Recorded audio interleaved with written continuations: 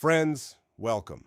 The most powerful nation on earth has just proven itself to be the weakest, and now it desperately needs to prove it's the strongest. Time is running out. Whether you call it political credibility, international power, global diplomacy, or America's standing in this new geopolitical era, all of these questions were hanging in the air during that emergency meeting on Saturday. And by the time that meeting ended, one thing had become crystal clear. Donald Trump, right now, may be the weakest American president in a long, long line of presidents. A president whose own military commanders aren't willing to make decisions alongside him. A president whose own generals aren't fully on board. That's how deep this crisis goes. And that's why, coming out of that Saturday emergency meeting, there was essentially only one path left in front of Trump, and it wasn't a glorious one.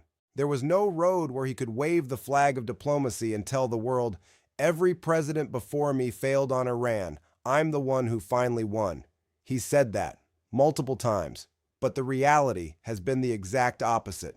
And that's why, just hours before that meeting, Trump went on CNBC and declared, "We will obliterate everything in Iran if they don't come to the negotiating table before the ceasefire expires."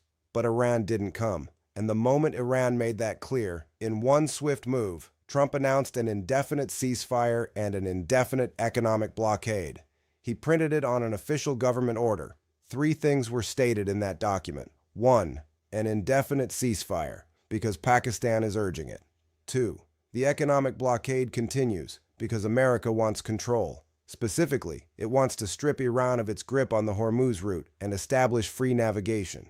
3, the strategy that the White House, Pentagon, and CIA had been committed to, versus what Israel had been pushing for regarding military strikes. The middle path between those two can only work if America holds the key, and the ball always appears to be in Iran's court. And that's exactly why, just minutes after that official order, Trump fired off another tweet, and this one was revealing. He spelled out just how desperate Iran's situation really is.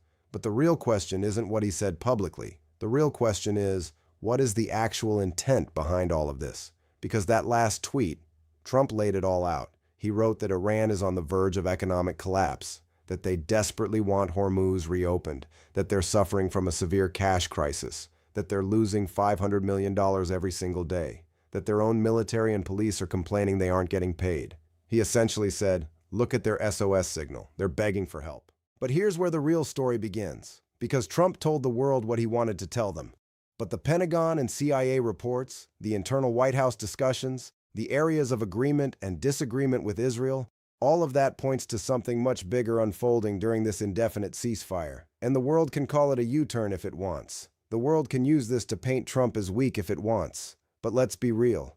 The clock is ticking toward the midterm elections in November. When Republicans lose seats, when Democrats gain ground, when Congress becomes a wall, Trump can't break through. Or worse, when impeachment talk starts circulating. All of these threats have a November expiration date.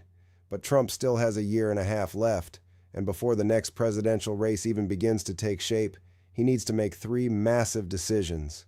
Decisions that are built on the foundation of victory. And what does victory mean to him? It means, when we choose how we choose, we will end this indefinite ceasefire. And that only becomes possible the same way it worked on February 28th. Before that attack, there was a strategy. The plan was breathtaking in its ambition. Within hours, Supreme Leader Ayatollah Ali Khamenei would be eliminated. His 40 to 45 top commanders, the men who actually run Iran, would also be gone. And after that, Iran would undergo a regime change, a governance change, a transformation that would be favorable to both Israel and America. That's what was envisioned. That's what was set in motion. But Iran, an ancient civilization, a people who have survived empires, stood up in a way nobody expected. And that created the crisis we're in now. Call it a U-turn if you want. But what Trump knows, and what Iran now knows, is this. The element of surprise is gone. In February, talks were happening, and Iran never imagined America would strike in the middle of those very negotiations. By nightfall of one day, there were conversations. By midnight, there were bombs. Iran didn't see it coming. But now, Iran is wide awake. It knows that under this indefinite ceasefire, America can strike at any moment. It knows that when the Israel-Lebanon ceasefire expires on April 26th, Israel could launch a fresh offensive. The ground has completely shifted. So where does this story actually begin? It comes down to three core objectives that Trump fully understands, because his entire political survival depends on them. Objective 1. Control of the Hormuz route. This is existential for America's global credibility. If Iran maintains its grip on Hormuz, America's power, its international presence and relevance, doesn't just weaken in NATO and European circles. It disappears on all sides. So the strategy is clear. Keep the economic blockade going. Keep building up military force, and wait for the moment to strike and seize control. The problem? Iran knows this too, and it's preparing accordingly. Objective 2. Seize Iran's enriched uranium. Trump doesn't just want to limit Iran's nuclear program the way Obama did with the JCPOA. Remember 2015, teams of uranium experts, CIA analysts, Pentagon specialists all sitting at that table crafting what they called the best possible deal, stopping Iran from building nuclear weapons. Trump rejected all of that. He wants to go further. He wants physical possession of Iran's enriched uranium. And just like Hormuz, taking that requires military force, and it requires the element of surprise. You can't announce it, just like February 28th. No warning, no heads up. Talks in the evening, bombs by midnight. Objective 3. Iranian oil.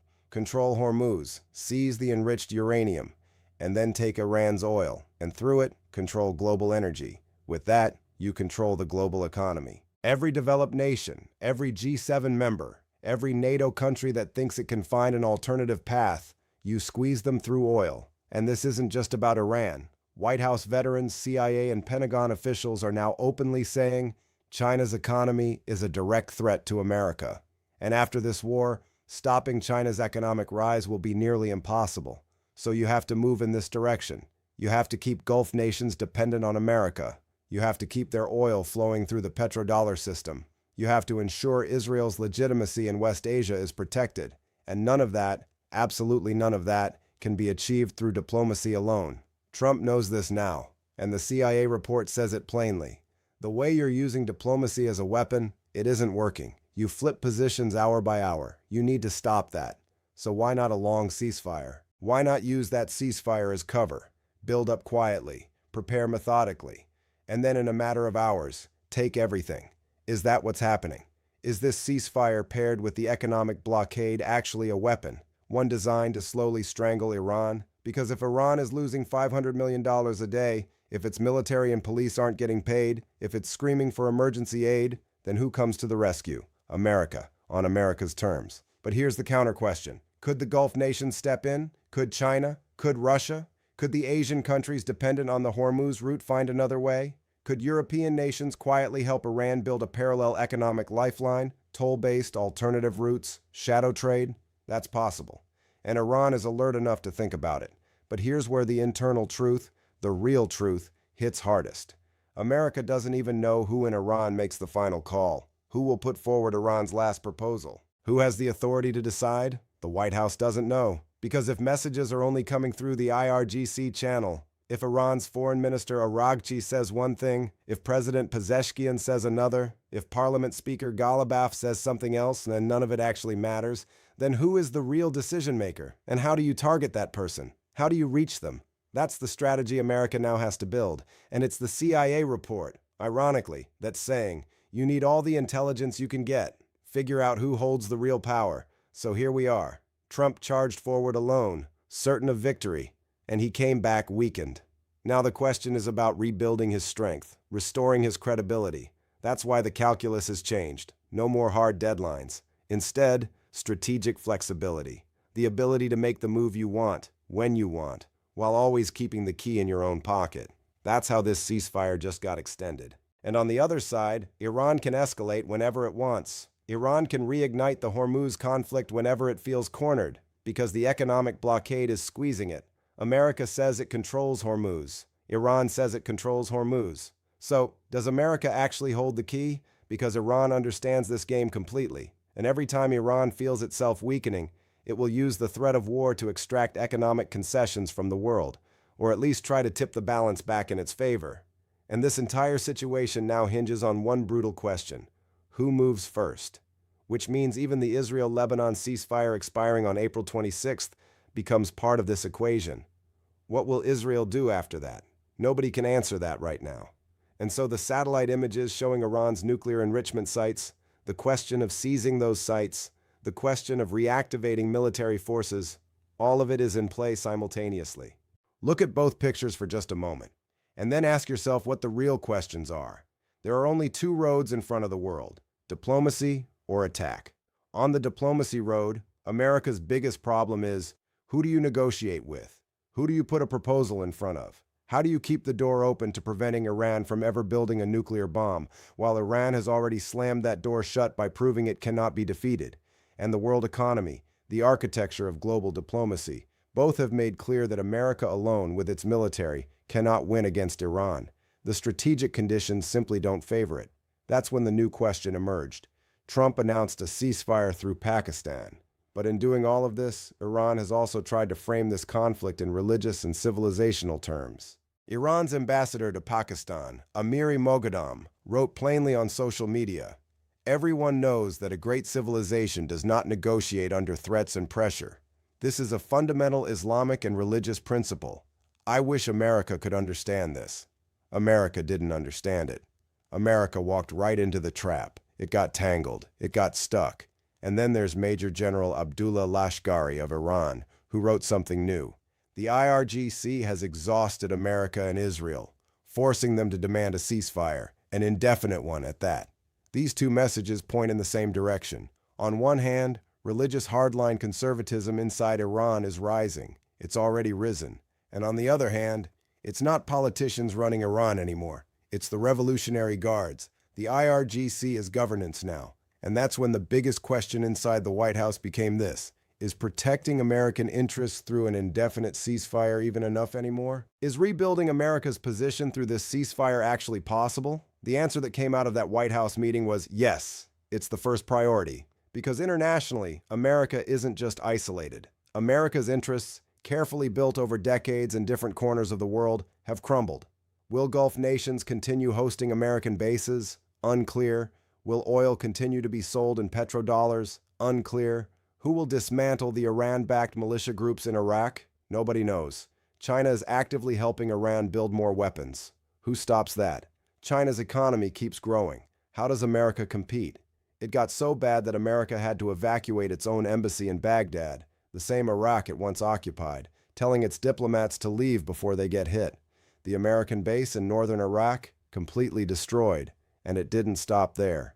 In Turkey, a NATO member, it wasn't just anti-American propaganda. People were in the streets. In Egypt, people were in the streets. Military, political, economic, and all the institutions connected to those three pillars. America now has to rebuild all of them, across the entire world. Only then can it stand back up. Because in this war, America lost everything. And in losing, it empowered the very forces it was trying to destroy. Hezbollah in Lebanon, stronger. Hamas in Gaza, still standing. The Houthis in Yemen, unbowed. Every group that looked weak from a distance has emerged with new force. And because of that, America's challenge has grown wider and deeper, because none of its own objectives were achieved. Israel looks weakened. Iran is now openly threatening to build nuclear weapons. And Iran, backed by China, is positioning itself to control the global economy.